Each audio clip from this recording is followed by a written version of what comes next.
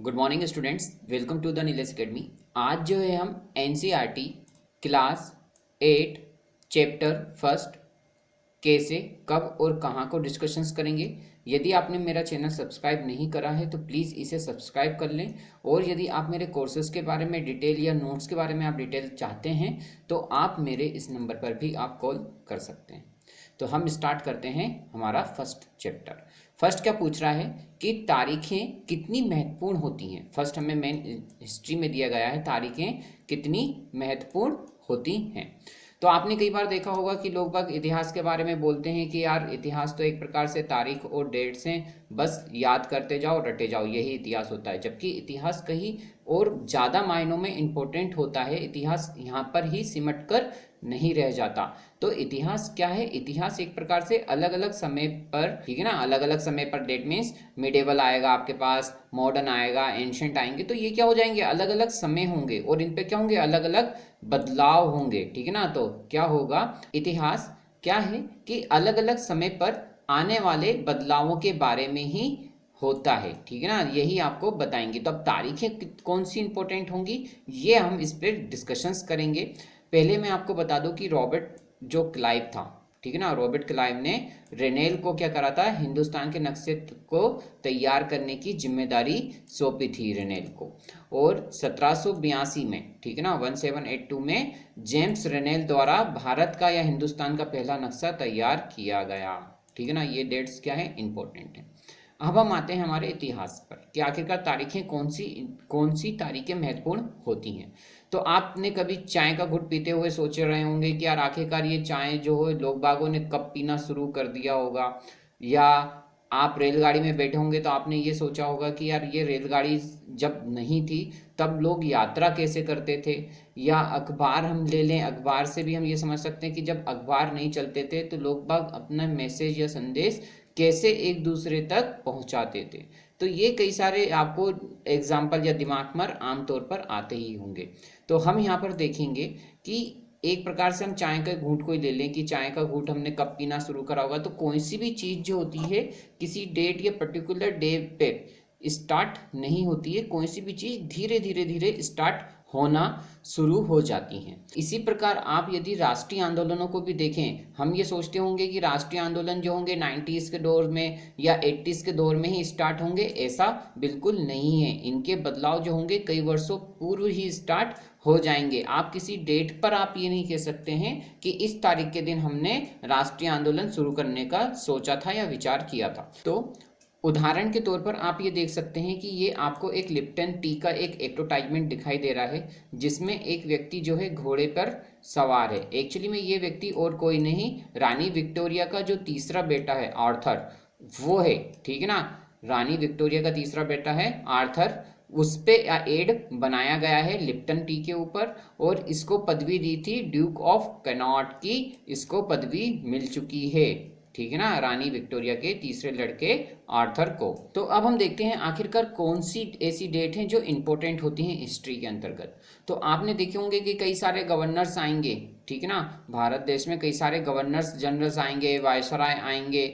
उनसे ही रिलेटेड क्या होगी, उन्होंने क्या ऐसी तकनीक करी या तरीकों का जो महत्व रहेगा, इन अधिकारियों के इर्द गिर्द ही ये तारीखें मंडराती रहेंगी। उनकी गतिविधियां क्या रहेंगी, उनकी नीतियां क्या रहेंगी, किस वजह से उन्हें उपलब्धियों के आधार पर तय करते हैं हम कि आखिरकार कौन सी तारीख जो है वो इम्पोर्टेंट होंगी। फॉर एग्जाम्पल आप यहाँ पर देख लें कि वॉरेन हेस्टिंग क्या होंगे 1773 में, 1773 में क्या करेंगे, भारत के पहले गवर्नर जनरल बनेंगे।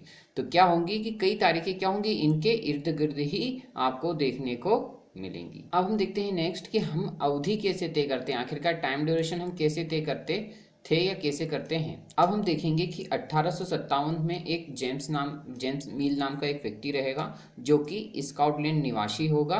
और ये जो रहेगा ये एक बड़ा ही अर्थशास्त्री और एक राजनीतिक व्यक्ति भी होगा। ये अपनी जो बुक लिखेंगे एक, ठीक है ना, वो लिखेंगे ए हिस्ट्री ऑफ ब्रिटिश इंडिया, ठीक है ना। ये क्या, इस नाम की एक क्या लिखेंगे, बुक लिखेंगे। और भारतीय इतिहास को वो 3 भागों में डिवाइड कर देंगे एज ए कास्टिज्म, ठीक है ना, जातिगत के विधान से या कैटेगरी के हिसाब से ये क्या करेंगे 3 खंडों में भारतीय इतिहास को डिवाइड कर देंगे। एक हो जाएगा हिंदू, सेकंड हो जाएगा मुस्लिम और तीसरा हो जाएगा ब्रिटिशर्स। ठीक है ना। तो ऐसे जो रहेंगे जेम्स मिल जो रहेंगे भारतीय इतिहास को 3 भागों में विभाजित कर देंगे। जेम्स मिल का यह मानना था कि भारत में अंग्रेजों के आने से पहले हिंदू और मुस्लिम तानाशाहियों का ही राज चलता था। वे एज ए धार्मिक, ठीक है ना, नैतिक और अंधविश्वासों पर ही बल देते थे। और जेम्स मिल का मानना भी था कि अंग्रेजों को क्या करना चाहिए, भारत का पूरा जो भूभाग है उस पर कब्जा कर लेना चाहिए, ताकि क्या हो कि भारतीय व्यक्ति जो हो जाएंगे उनका जो जीवन रहेगा वो सुख समृद्ध और खुशहाल जीवन जी सकें। ये ऐसा जेम्स मिल का मानना था। तो उन्होंने इस बुक में इसका विवरण दिया है। जबकि आप यदि इतिहास की पुरानी घटनाएं आप उठाएंगे तो आप भी यहाँ पर देखेंगे कि ऐसा जो इन्होंने जेम्स मिल ने हिंदू, मुस्लिम और ब्रिटिशर्स में 3 भागों में जो भारतीय इतिहास को डिवाइड किया है, ऐसा बिल्कुल कुछ भी नहीं था। क्यों? क्योंकि क्या होगा कि केवल हिंदू उस टाइम जो रहेगा, केवल हिंदू या मुस्लिम ही धर्म जो रहेंगे वो नहीं रहेंगे। वहाँ पर आपको जैन और बौद्ध धर्म भी आपको देखने को मिलेंगे। और हिंदू और मुस्लिम में भी कई सारी कैटेगरीज वाइज, आप कास्ट वाइज भी आपको शासक देखने को मिलेंगे। केवल जो हैं एक हिंदू या मुसलमान ही शासक आपको देखने को नहीं मिलेंगे। और कई सारे चीज़ों में, यानी कि कई सारे समय के साथ साथ आपको यहाँ पर बदलाव भी देखने को मिलेंगे। तो आप यहाँ पर ये नहीं कह सकते हैं हिस्ट्री को कि केवल हिंदू, मुस्लिम और ब्रिटिशर्स के आधार पर ही हम डिवाइड करें। तो कई सारे भारतीय इतिहास क्या करेंगे कि इस हिस्ट्री को 3 भागों में डिवाइड कर देंगे, जिसे प्राचीन, मध्यकालीन और आधुनिक इतिहास में डिवाइड कर देंगे। और इस प्रकार के इतिहास को डिवाइड करने को एक प्रकार से वो औपनिवेशिक युग भी कहेंगे। प्राचीन भारत में क्या होगा कि साइंटिफिकली, ठीक है ना, सांस्कृतिक, सामाजिक कई सारे बदलाव आपको देखने को मिलेंगे। मध्यकालीन भारत आपको या मध्यकालीन इतिहास वो रहेगा जिसमें आपको आधुनिक काल की जो विशेषताएं आपको देखने को नहीं मिलेंगी, उसे मध्यकालीन इतिहास बोलेंगे। और तीनों से मिलकर एक प्रकार से क्या बन जाएगा, उसे वो बोलेंगे औपनिवेशिक युग। औपनिवेशिक या औपनिवेशिकता क्या होता है कि औपनिवेशिक यह होता है कि जब कोई एक देश दूसरे देश के दबाव में आकर उसकी सांस्कृतिक, राजनीतिक, धार्मिक, ठीक है ना, कई सारे बदलाव हो जाते हैं। इस प्रकार के युग को बोला जाता है औपनिवेशिक युग। ठीक है ना, या औपनिवेशिकता आपको इसको बोला जाता है। अब हम किस तरह जानते हैं, ये एक इंपॉर्टेंट है कि आखिरकार हम किस तरह जानते हैं या कैसे हम प्रूफ दें कि कई साल पहले ऐसा हुआ था या 100 साल या 200 साल पहले क्या हुआ था। तो यहाँ पर आपको एक प्रशासन जो होगा अभिलेख तैयार करता था, जहाँ पर ये कई सारे पांडुलिपि, ठीक है ना, अभिलेख, शिलालेखों से मिले शास्त्र ज्ञान, इतनी सारी जो बुक्स रहेंगी वो आपको देखने को मिलेंगी। तो आपको यहाँ पर एक इम्पोर्टेंट नोट मैंने करके दिया है कि 1920 में क्या करेंगे, ऐसे ही भारतीय राष्ट्रीय एक अभिलेखागार की एक स्थापना की जाएगी, ताकि यहाँ पर क्या हो, ये जो इम्पोर्टेंट्स जो शास्त्र होते हैं, ग्रंथ होते हैं, बुक्स होते हैं, वो इनमें आपको देखने को मिलेंगी। ठीक है, ऐसे ही अब यहाँ पर क्या होता था, खुशनविश या मैं बोल दूं सुलेखनविश कौन होते थे, तो ये जो प्रशासन में जो प्रशासन अभिलेख होते थे जिनमें आपकी नीतियाँ, निर्णय, ठीक है ना, योजनाएं जो लिखी जाती थी, ठीक है ना, उनको बहुत सुंदर तरीके से जो लिखते थे, ठीक है ना, वेल डिजाइन होते थे, वेल ऑर्गेनाइज होते थे। जैसे कि आप मेरे नोट्स को देखेंगे तो वो व्यक्ति क्या कहलाएंगे, वो सुलेखन विश कहलाएंगे या सुखन विशी कहलाएंगे। ठीक है ना, तो वो लोग क्या करेंगे, वो एज ए राइटर रहेंगे। एक प्रकार से मैं आपको शॉर्ट फॉर्म में आप ये समझ लें। अब हम देखेंगे कि सर्वेक्षण का महत्व बढ़ता चला जाएगा। शासन चलाने के सही ढंग की जानकारी देखने क्या होगा, सर्वेक्षण क्या करेंगे, कई सारे जो ब्रिटिशर्स रहेंगे वो हमेशा सर्वे करवाते रहेंगे, इस भूभाग की हमेशा क्या करवाते रहेंगे, जांच पड़ताल करवाते रहेंगे, ताकि उन्हें क्या हो, सही जानकारी मिल सके। ठीक है ना, तो सही ढंग से उन्हें जानकारी मिल सके, किसके लिए, शासन चलाने के लिए। तो अब वो क्या किस किस चीजों का सर्वे करवाएंगे, सबसे पहले वो करवाएंगे नक्शा तैयार करना कि आखिरकार कहाँ कहाँ का भूभाग कैसा है। फिर उसके राजस्व सर्वेक्षण करवाएंगे कि हमें इससे कितने टैक्सेस मिल सकते हैं, या हम इसमें किस नाम की खेती करें जिसकी वजह से हमें टैक्सेस मिलना प्रारंभ हो जाएंगे। फिर वो धीरे धीरे धरती की सतह की भी सर्वे करवाएंगे, मिट्टी की गुणवत्ता की जांच करवाएंगे, पेड़ पौधे, जीव जंतु और फसल की भी सर्वेस करवाएंगे। तो सर्वे भी क्या हो जाएगा, बहुत ही अपने आप में महत्व बढ़ता चला जाएगा, ताकि उनको सही ढंग से जानकारी मिल सके शासन चलाने के लिए।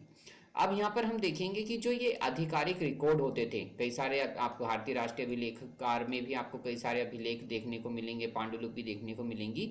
तो ये जो आधिकारिक रिकॉर्ड से हमें क्या नहीं पता जो होता है, क्या पता चलता है और क्या पता नहीं चलता है, ये कैसे हमें इंफॉर्मेशंस मिलेगी। तो आप यहाँ पर देखेंगे कि हमें पहले क्या पता चलता है, पहले अपन ये देख लेते हैं। तो आप यहाँ पर देखेंगे कि जो आधिकारिक रिकॉर्ड थे उसमें आपको सरकारी अफसर क्या सोचते थे, ठीक है ना, वो क्या सोचते थे कि उन्हें ऐसे, ये जो आप देख रहे हैं सर्वे करवाने का जो आप ये नक्शा, इनकी मेंटेलिटी के बारे में आपको पता चलता था, ठीक है ना। और क्या पता चलता था कि इनकी आखिरकार दिलचस्पी काय में है, इनकी रुचि काय में है, टैक्सेस लेने में है, काय में है भूमि के लिए, इसीलिए ये सर्वे करवाते थे, ठीक है ना। तो ये जो आधिकारिक रिकॉर्ड होते थे हमें इससे ये पता चलता है। वहीं आप देखेंगे कि हमें आधिकारिक रिकॉर्ड से क्या पता नहीं चलता, तो आप वहां देखेंगे कि उनकी जो कार्रवाइयां थी कि क्या वजह थी, आपको कोई सी भी बुक में उनकी कार्रवाइयों की वजह नहीं देखने को मिलेंगी, क्या क्या क्या कारण रहा जिसकी वजह से उन्हें ऐसे कार्य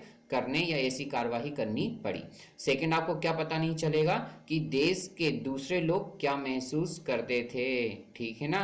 डेट मीन देश में केवल हिंदू मुस्लिम नहीं रहते, कई सारे कास्टिंग लेते थे जिन पर अत्याचार इन्होंने करे, तो देश के लोग क्या सोचते थे, क्या विचार करते थे, इनसे उन्हें कोई फर्क नहीं पड़ता था। तो आपको ये मेरा वीडियो कैसा लगा, प्लीज़ लाइक शेयर सब्सक्राइब करना बिल्कुल ना भूलें। Thank you so much.